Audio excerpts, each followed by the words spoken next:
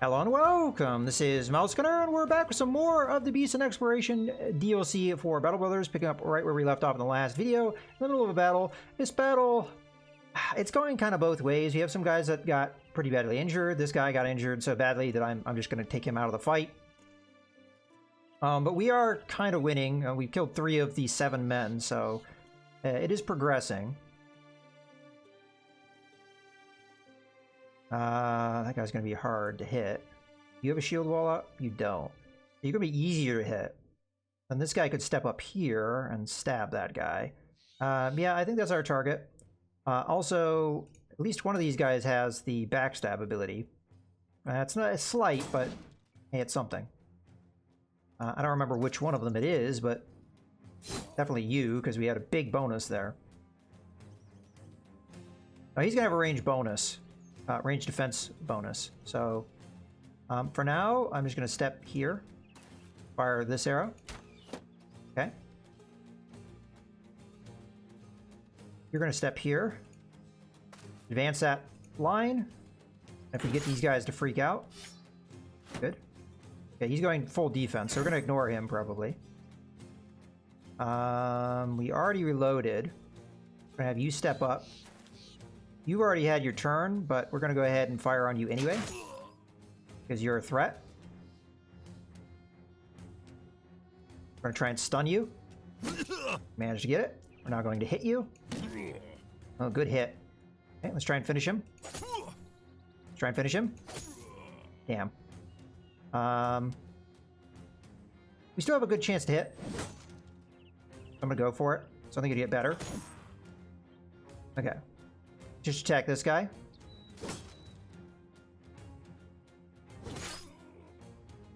Okay, you are still hurt, so just stay back there, my friend.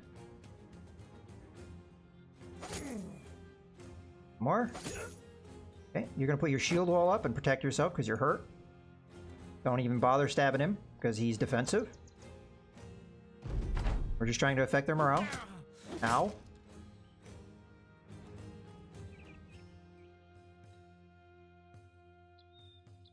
See if we can clock this guy. Ah. I'm gonna hold. I'm gonna hold here because I'm trying to cycle to get a better attack. And again, we may have a good attack here. Yeah, he's stunned. Let's not worry about him. We release the dog. The dog actually may help us here.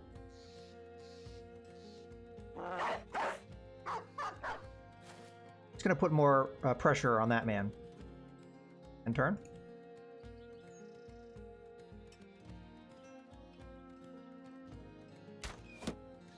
Keep peppering this guy with arrows. He will hit you so often.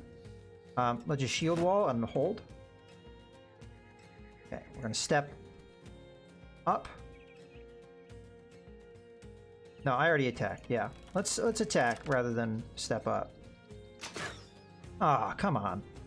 Okay. Kill him. Finally. Okay, so we got the one guy to run. We're trying to protect this man before this guy gets to go. So, going to attack here. Okay, good. We got lucky. Let's have him shield wall, which is going to expend his turn.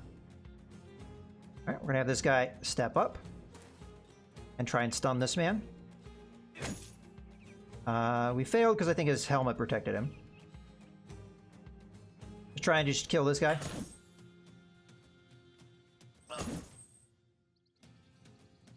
Crushed finger. I think that's the first time I've ever seen that. Aye! Okay, we made the other guy run. That was just maneuvering. Okay, we'll go ahead and move up here.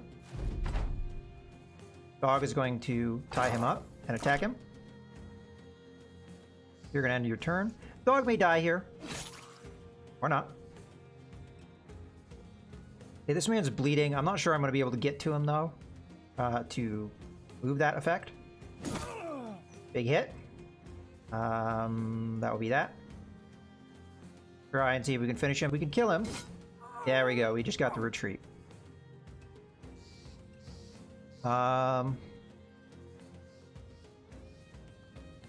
Guess you could step down here and poke. I'm going to try and murder this guy. You can just end your turn. The same thing here. You don't want to expend ammunition unnecessarily. I'm just going to go around. The man is entirely surrounded.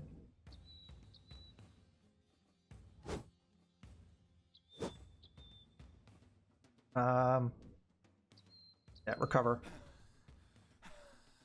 We don't need to stun him. There's no point. Let's just smack him. We are bleeding, though. I may have been able to get in there in time. As a matter of fact, I probably should have tried for it. We are going to run him down, though. Okay, the dog killed him. Good job, dog. So we got we got a couple injuries here, unfortunately, and another one here. So we didn't get out of this unscathed. But, hey, we get some good loot. Kind of the nature of the game, too. It's hard to get out of anything unscathed. So we're going to come back the way we came. I may want to remove the guys that are injured, though, just as a precaution. So, this guy's going to be harder to get rid of, so that'll be fine for now. One level up, which is the guy that got horribly injured. So, he got into the battle. He didn't do anything other than just get hit a bunch. But he learned a lot from it. Alright, well, we'll level him up. Well, he did get a +3 on melee, which we actually really need. He also is not bad in range skill. You know, this may be that game where we end up going with a bunch of ranged weapons. But I think for this guy, the better call is to do the 2 defensive things. Yeah, having extra fatigue would be nice too, because he rolled well there, but it's not every day you roll this well on defense, and being a frontliner, it's pretty important. You know what? I'm almost tempted not to take the melee skill. But his melee skill is so bad, I think we should. Okay, we did that. We're definitely going to take adaptation. I'd like to have that on most of my men, if I can, because, you know, being in the front line, there's a lot of poking you do. And the more you poke, the higher chance of poking successfully is going to be. You notice the mutt a few miles back, and a few miles forward he's still there, bobbing and slinking in and out of sight. A mongrel such as he doesn't follow a band of dangerous men for no reason. Maybe someone is feeding it. Company needs a mascot. Take it in. Or we could say this. When you're trained to handle dogs, right? Ask Winrick the Houndmaster if he can try and woo this dog. He nods and steps toward it. The wild mongrel's ears go from pinned to pointed. Crouched, the Houndmaster slowly edges his way towards the beast. He keeps his hand out with a piece of meat in the palm. Hunger overcomes heedfulness, and the dog sniffs its way ever closer to the Houndmaster's hand. The dog tongues it out of his palm and chows down. The dog trainer feeds him another bite. He roughs him up and finds a sweet spot behind his ears. Looking back, Winrick nods. Hi, it's an agreeable beast, and will be easily trained. That's great, you ask. If it can fight, the Houndmaster purses his lips. A dog is akin to a man. If it can breathe, it can fight. You gain a Battle Brother. Oh wow, it's actually called that. I think you can you change the name of dogs and things? Probably. Oh, maybe not. Now, who should have this? We already have our 2 Houndmasters having things. Which is fine. But, you know, it's nice to have more dogs. I think I'll give it to my crossbowman. Although, Battle Brother, being the mascot, should go in the hands of the person that has the banner, right? So, Lasher the War Dog is going to come over there. Okay. Not a bad event. You could always do with more war dogs. In case one dies, too. They tend to have that happen.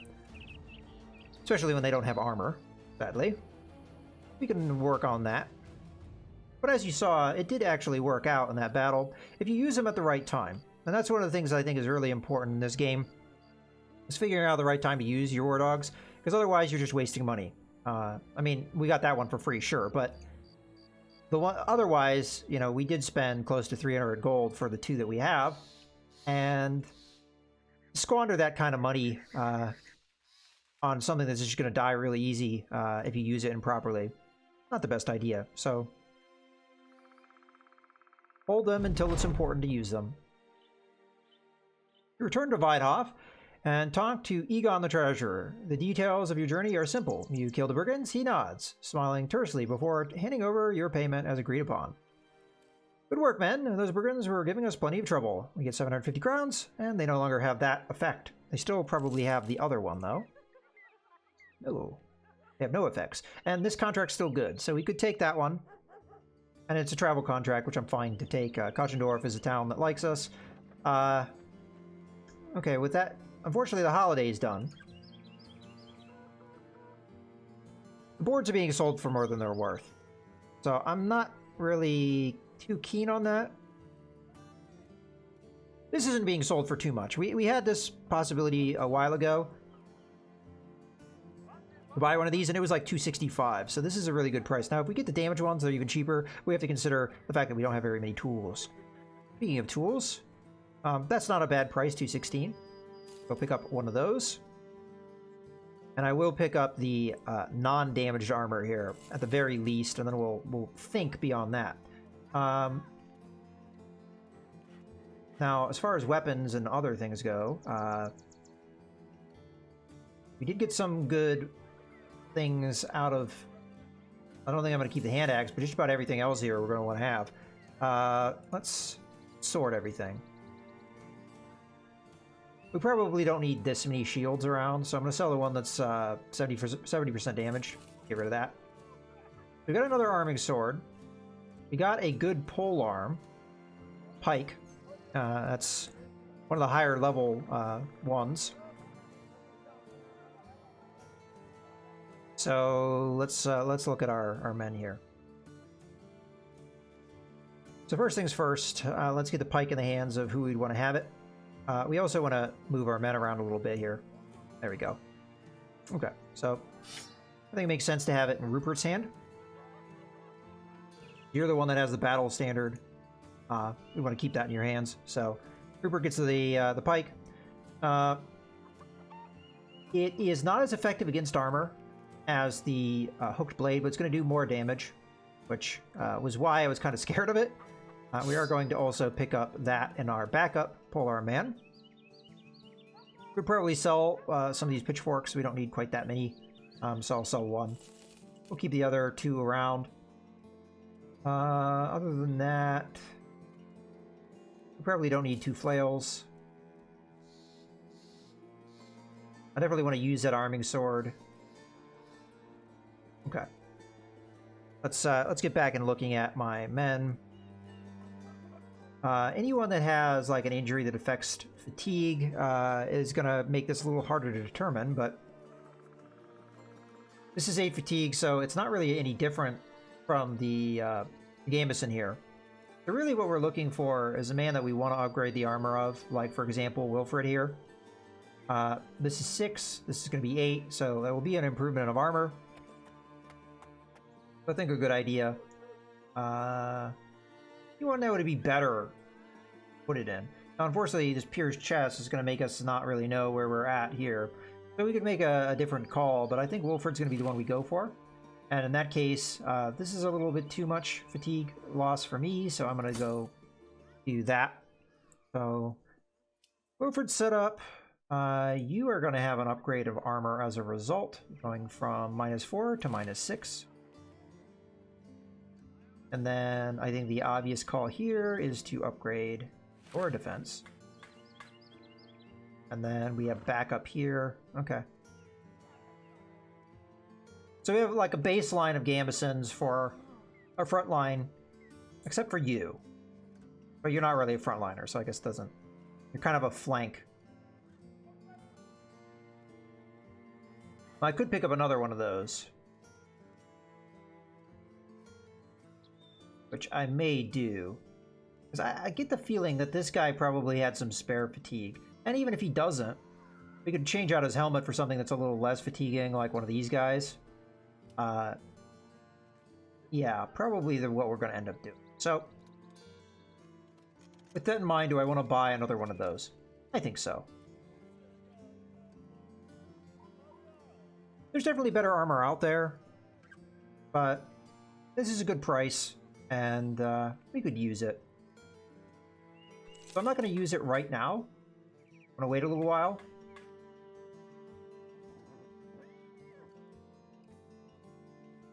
Okay. Our inventory is starting to get a little on the full side, so... Again, do we need this many backup shields? I mean, we can't have a shield hacked out of our hands and then we want a replacement, so I think it does make sense. The kite shields, I don't know if we have that many people that can really afford the fatigue. This guy had plenty of fatigue to spare, so I gave it to him.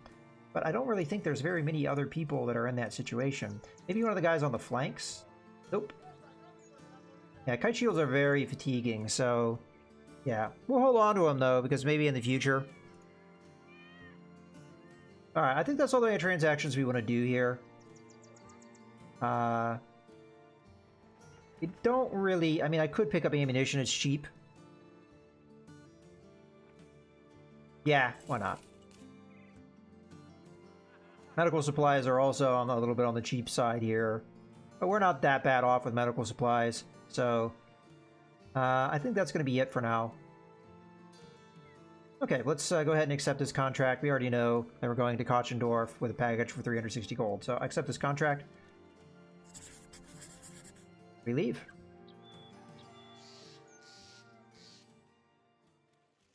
Okay, so Kochendorf isn't that far away. We've been there before. Let's get going.